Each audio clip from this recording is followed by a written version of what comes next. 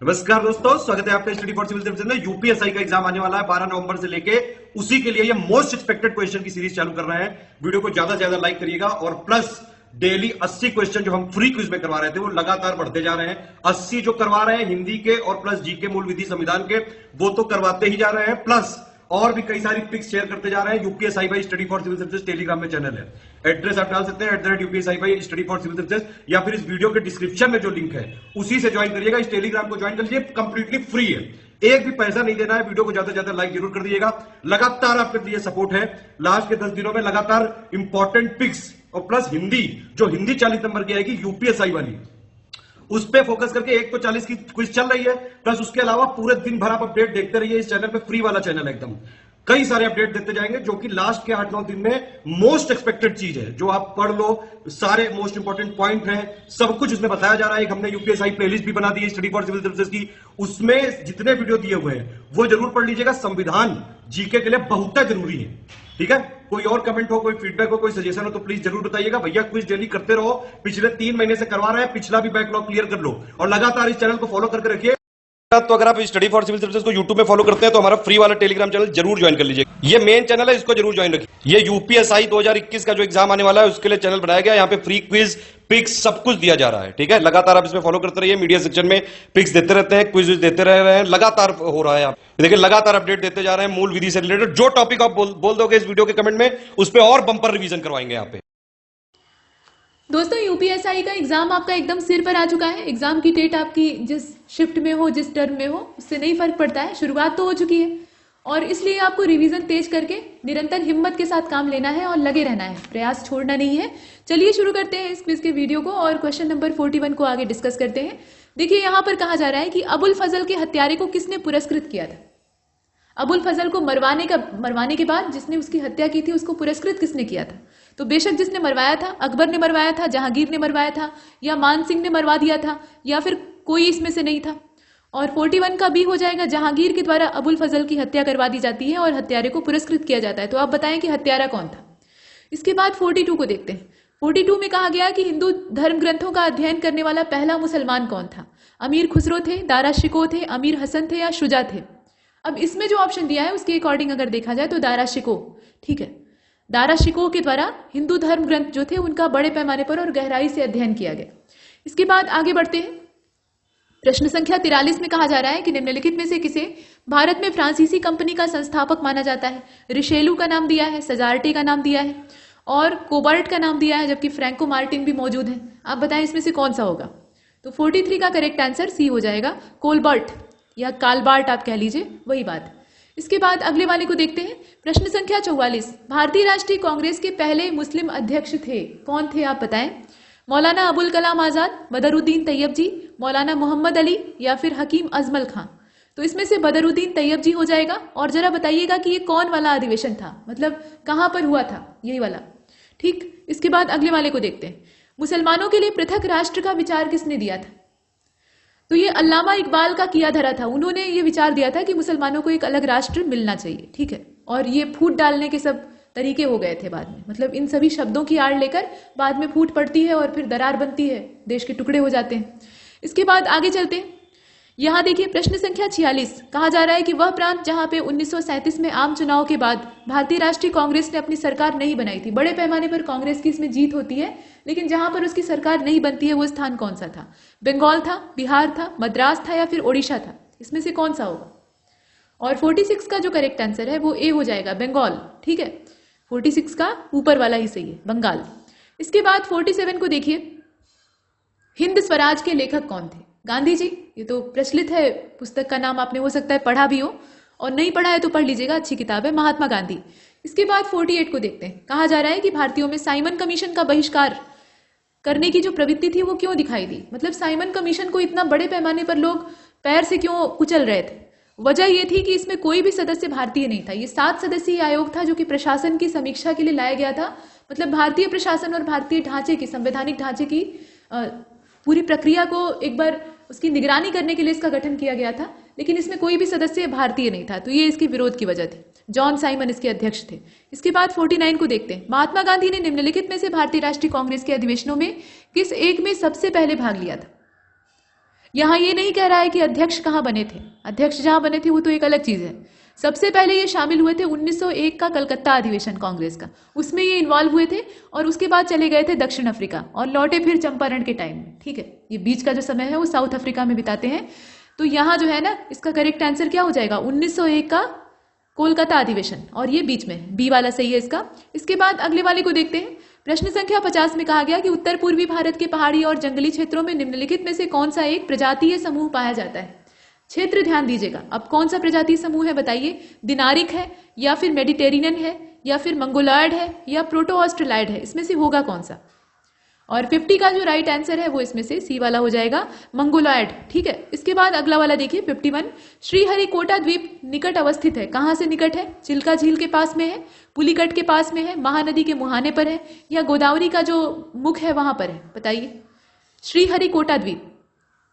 और 51 का right answer B हो जाएगा, पुलिकट लेक के पास में है, इसकी जो लोकेशन है वो पुलिकट झील के पास में है। इसके बाद 52 को देखिए, निम्नलिखित में से कौन सा एक पर्वत सबसे पुराना है, तो अरावली। ठीक है, अरावली ये घिस चुका है, अवशिष्ट पर्वत में तब्दील हो गया है, लेकिन इसकी युवावस्था में ये क्या था, वलित पर्वत था और हिमालय से भी ऊंचा था ऐसा माना जा रहा है। तो हिमालय से ऊंचा होने की वजह क्या है, ये पूरी तरह से विकसित होकर अब बूढ़ा भी हो गया है और एकदम से जीर्ण हो चुका है और हिमालय अभी बड़ा हो रहा है। ठीक है, अभी उसमें बढ़ने की प्रक्रिया जारी। इसके बाद आगे चलते हैं, और दोनों ही वलित पर्वत। 53 को देखिए, विटीकल्चर के द्वारा निम्नलिखित में से कौन सा एक उत्पादित होता है। तो विटीकल्चर में किसका प्रोडक्शन होता है, अंगूर का होता है। अब यहाँ पे अंगूर कहाँ दिया है, डी वाले ऑप्शन में दिया है, तो इसको चुन लीजिए। नेक्स्ट कहा जा रहा है कि कौन सी एक गेहूं की फसल में लगने वाली रोग है, मतलब लगने वाला रोग है, तो ये ब्लास्ट है, टिक्का रोग है, डस्ट रोग है या रस्ट रोग है। गेहूं में कौन सी बीमारी लगती है आप बताइए। और 54 का जो राइट आंसर है वो डी हो जाएगा, ये असल में रस्ट है, गेहूं में रस्ट लगता है। इसके बाद अगले वाले को देखते हैं, निम्नलिखित में से कौन सा सही नहीं है। तो बेंगुला की जलधारा जो है वो हिंद महासागर से प्रवाहित होती है, पहला झूठ, और यहीं पर हमें उत्तर मिल गया है तो हम नीचे क्यों जाएं। ठीक है, बेंगुला की जलधारा जो है ये हिंद महासागर से निकलती है, जबकि इसकी लोकेशन कहाँ है, अटलांटिक वाली है, तो यहाँ ये गलत दिया है, बाकी सभी सही है। पश्चिमी ऑस्ट्रेलियन धारा एक शीतल जलधारा है, भाई जो ध्रुवों की ओर से चलेगी महासागरीय धारा वो हमेशा ठंडी होगी और जो विषुवत रेखा की ओर से चलेगी वो गर्म होगी, तो उसी आधार पे आप प्रवृत्ति तय कर सकते हैं। हम बोल्ट वाला दिया है वो भी ठीक है, तो इसमें सभी जो है वो सही नहीं हो सकते। बात यह है कि इसमें पहला वाला गलत है। ठीक है, इसके बाद अगले वाले को देखते हैं। 56 कहा जा रहा है कि कौन सा सही सुमेलित है। तो बोथेनिया की खाड़ी जो है वो फ्रांस में है, बैफिन की खाड़ी अर्जेंटीना में पड़ेगी, कारपेंटेरिया की जो खाड़ी है वो कनाडा में है और टोकिंग की खाड़ी जो है वो वियतनाम में है। तो आप बताएं कि इसमें से सही क्या है। और इस प्रश्न का ये आप देख लीजिए क्रम कौन सा है, 56वां है इसका। ठीक है, तो 56वें का जो राइट आंसर है वो इसमें से कौन सा होगा, डी वाला हो जाएगा। टोकिन वाला जो दिया है वही गलत है इसमें, बाकी सब तो माफ कीजिएगा, टोकिन वाला जो दिया है वही एकमात्र सही है, बाकी जितने हैं वो गलत है। इसके बाद अगले वाले को देखते हैं। ओजोन परत पाई जाती है, तो ओजोन परत का जो छोटा सा पार्ट है, मतलब एक रेयर पार्ट है, वो क्षोभ मंडल की अपर लेयर में पाया जाता है। बाकी जो मैक्सिमम मेजॉरिटी है वो समताप मंडल यानी जो स्ट्रेटोस्फीयर है वहां पाई जाती है। तो इसका करेक्ट आंसर क्या हो जाएगा, समताप मंडल। सूर्य की पराबैंगनी किरणें इस ओजोन परत का निर्माण भी करती हैं। ठीक है, और इसी वजह से ओजोन परत इनको खा पी कर वहीं खत्म कर देती है और इनका जो हानिकारक हिस्सा होता है वो पृथ्वी तक नहीं पहुंचता है और सूर्य की पराबैंगनी किरणों को ये अपने अंदर अवशोषित करती है। इसी वजह से समताप मंडल का जो ये क्षेत्र है जहां ओजोन परत पाई जाती है वहां टेम्परेचर ज्यादा होता है। इसके बाद आगे चलते हैं। आमतौर पर आप सुनते हैं कि ऊपर की ओर जाने पर तापमान में कमी आती है, लेकिन यहाँ पर तेजी होती है यानी बढ़ोतरी होती है। उसकी वजह यही है। 58 में कहा जा रहा है कि संविधान में निम्नलिखित में से कौन सा एक अनुच्छेद जो कि अस्पृश्यता के उन्मूलन से संबंधित है। तो ये 17वां है। ठीक है, अस्पृश्यता यानी जो छुआछूत होता है, भेदभाव होता है, उससे उन्मूलन की बात इसमें की गई। इसके बाद 58वें के बाद 59वें को देखते हैं। आपातकाल की घोषणा को स्वीकृति हेतु संसद के समक्ष रखा जाना आवश्यक है, कितने समय में, मतलब उसकी टाइम लिमिट आपको बतानी है। तो 1 महीने के अंदर, 2 महीने के अंदर, 6 महीने के अंदर या 1 साल के अंदर। और 59 का जो करेक्ट आंसर है वो इसमें ए वाला हो जाएगा, 1 महीने के अंदर। ठीक है, 1 महीने के अंदर संसद के सामने रखा जाना आवश्यक हो जाता है। 60 भारत के उपराष्ट्रपति को हटाने का संकल्प प्रस्तावित किया जा सकता है, कहां से। तो उपराष्ट्रपति ध्यान दीजिएगा कि ये राज्यसभा का सभापति भी होता है। अब इसमें आप देखिए, केवल लोकसभा में, केवल राज्यसभा में, संसद के किसी सदन में भी, या संसद के दोनों सदनों की जो ज्वाइंट सेशन होता है वहां पे ऐसा किया जा सकता है। प्रस्ताव कहाँ रखा जाएगा। और 60वें का जो करेक्ट आंसर है वो इसमें बी वाला हो जाएगा, केवल राज्यसभा में। संकल्प कहाँ प्रस्तावित होगा, राज्यसभा में। इसके बाद अगले वाले को देखते हैं। 61वां कौन सा एक संविधान का अंग नहीं है? तो निर्वाचन आयोग अंग नहीं है, वित्त आयोग अंग नहीं है, अंतर्राज्यीय परिषद या फिर नीति आयोग। तो संविधान में किसका उल्लेख नहीं है? नीति आयोग का। ठीक है, नीति आयोग का कहीं भी उल्लेख नहीं है। ये संवैधानिक और सांविधिक दोनों तरह की संस्था नहीं है, बल्कि एक तरह का थिंक टैंक है जो कि सरकार या जो संघ है उसको सलाह देने का काम करता है। इसके बाद आगे बढ़ते हैं। प्रश्न संख्या 62 में कहा जा रहा है कि राज्यों के वित्तीय लेखों पर नियंत्रण कौन रखता है? राज्यपाल रखता है, मुख्यमंत्री रखता है, राज्य का वित्त सचिव रखता है, या इसमें से कुछ नहीं? तो 62वें का करेक्ट आंसर होगा सी वाला, राज्य का वित्त सचिव रखता है। यहां ये पूछ रहा है कि कंट्रोल कौन रखता है, तो ये वित्त सचिव का काम है। इसके बाद 63वें को देखिए, कहा गया कि भारत में निम्नलिखित जो मुख्य न्यायाधीश है उसमें से किसी एक ने राष्ट्रपति के रूप में भी काम किया है, तो ये इसमें से कौन से होंगे? यहाँ पर MC महाजन का नाम दिया है, PN भगवती है, BK मुखर्जी है और हिदायतुल्ला है। ये कौन बनेगा करोड़पति में पूछा जा चुका क्वेश्चन है, और 63 का जो करेक्ट आंसर है वो हिदायतुल्ला हो जाएगा। जो वहां पर बैठे थे हॉट सीट पर कंटेस्टेंट, उन्होंने इसका गलत जवाब दिया था। इसके बाद अगले वाले को देखते हैं, 64वां। राज्य भूमि सुधार अधिनियमों को संवैधानिक सुधार प्रदान करने हेतु सम्मिलित किया गया है। अब कहां पर शामिल किया गया, मतलब कौन सी अनुसूची में शामिल किया गया है, आपको ये बताना है। तो 7वीं, 9वीं, 8वीं और 10वीं। अब यहाँ पे आप जानते हैं कि जो 8वीं अनुसूची है, अब एक क्रम से देख लीजिए पहले, इसमें बीच में पढ़ने की आवश्यकता नहीं है, सारी अनुसूचियों को देखिए। और 64वें का जो करेक्ट आंसर है वो इसमें बी हो जाएगा, 9वीं अनुसूची। ठीक है, भूमि सुधार अधिनियम के बारे में, राज्य भूमि सुधार अधिनियम के बारे में संवैधानिक सुरक्षा, ये अनुसूची कौन सी हो जाएगी? ये 9वीं हो जाएगी। इसके बाद 65वें को देखिए, वह राज्य जिसने कि सबसे पहले पंचायती राज को स्वीकार किया था, यानी पंचायती राज व्यवस्था को लागू किया था, वो कौन सा राज्य था? तो यहां आप देखेंगे राजस्थान राज्य था, राजस्थान से ही तो शुरू होता है सबसे पहले। उसके बाद 66वें को देखते हैं, वर्तमान में लोकसभा और राज्यसभा के सदस्यों की संख्या निम्नलिखित में से किस एक की जनगणना आंकड़ों पर आधारित है? जनगणना आंकड़े, ठीक है। अब जनगणना आंकड़े में फिक्स कर दिया गया है कि उतने समय तक वही रहेगी, परिवर्तित नहीं होगी। तो ये 1951 का आंकड़ा था, 61 का था, 71 का था या 81 का था, आप बताएं। तो 66वें का करेक्ट आंसर क्या हो जाएगा? सी वाला, ये 1971 का था। इसके बाद अगले वाले को देखते हैं। प्रश्न संख्या 67 में कहा गया कि एक देश अपनी मुद्रा के अवमूल्यन का सहारा लेता है, कब लेता है? तो इसमें जो मोटा कारण है वो व्यापार शेष को ठीक करना है, हालांकि और जो कारण है वो भी जायज है। ठीक है, आयातित वस्तुओं और सेवा लागतों को ठीक करना, मतलब कुल मिलाकर ढांचा ठीक करने के लिए ही तो वो करता है।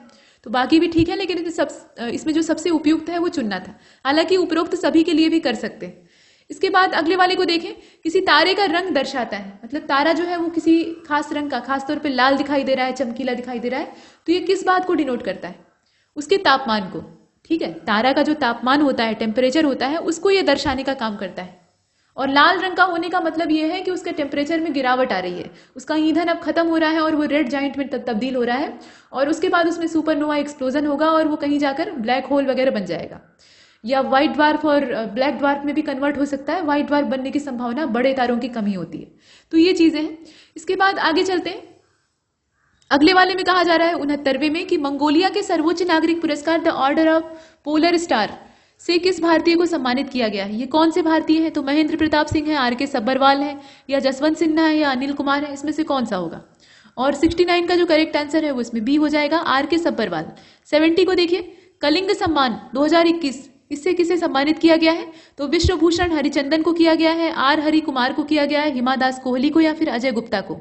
और 70 का जो राइट आंसर है वो इसमें ए हो जाएगा, विश्वभूषण हरिचंदन को सम्मानित किया गया है। इसके बाद 71वें को देखते हैं। अंतर्राष्ट्रीय ओलंपिक समिति का मुख्यालय कहां पर है? अंतर्राष्ट्रीय ओलंपिक समिति का मुख्यालय कहां पर है, आप बताइए। टोक्यो में है, बीजिंग में है, पेरिस में है, या ल्यूसोने में है? तो आपने कई बार अभी ओलंपिक हाल फिलहाल में खत्म हुए हैं, तो ये ल्यूसोने में है, आप जानते हैं, आपने कई बार पढ़ा भी होगा, तो इसका डी वाला ऑप्शन सही है, ल्यूसोने। इसके बाद 72वें को देखते हैं। ट्यूलिप फेस्टिवल, ट्यूलिप एक प्रकार का पुष्प होता है, काफी सुंदर होता है। तो ये फेस्टिवल, इसका आयोजन केंद्र शासित प्रदेश या राज्य, मतलब कौन सा ऐसा राज्य या केंद्र शासित प्रदेश है जहां पर किया जाता है ट्यूलिप फेस्टिवल? जम्मू कश्मीर, गुजरात, आंध्र, या फिर लक्षद्वीप? और 72 का जो करेक्ट आंसर है वो ए हो जाएगा, जम्मू कश्मीर। जलवायु वहीं की अनुकूल है। इसके बाद 73 को देखिए, टोक्यो ओलंपिक 2021, इसका शुभंकर क्या था? तो मिराई तोवा था, स्मोकी था, रेड जैगुआर था, या वॉल्डी था, आप बताएं। तो 73 का ए हो जाएगा, ये मिराई तोवा था। ठीक है, मिराई तोवा था। इसके बाद अगले वाले को देखते हैं। क्वेश्चन नंबर 74 में कहा गया कि ग्लोबल साइबर सिक्योरिटी इंडेक्स 2021, इसमें भारत की पोजीशन या रैंकिंग क्या है? 29th है, 10th है, 38th है, या 56? तो 74 का जो राइट आंसर है वो इसमें बी हो जाएगा, 10वां स्थान है भारत का। इसके बाद 75 को देखते हैं। कहा जा रहा है कि इंडियन अचीवर्स अवार्ड 2021 से किसे सम्मानित किया गया है? जसपाल सिंह को किया गया है, अशोक कुमार को किया गया है, विवेक बिंद्रा को किया गया है या अरुण यादव को किया गया है?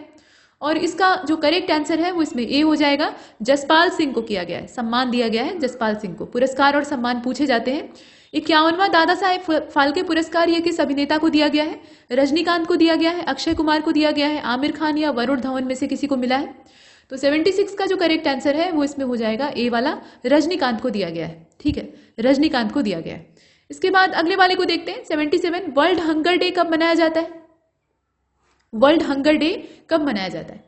तो इसकी जो तारीख है यहां आप देखें, बी वाला हो जाएगा 28 मई। यहां आप देखिए 28 मई। इसके बाद 78 हाल ही में किसे या इनमें से किसी स्पेन के शीर्ष पुरस्कार, यहां पर किसी नहीं किसे होना चाहिए था, इनमें से किसको स्पेन के शीर्ष पुरस्कार प्रिंसेस ऑफ ऑस्ट्रियास अवार्ड से सम्मानित किया गया? ये 2021 का अवार्ड है।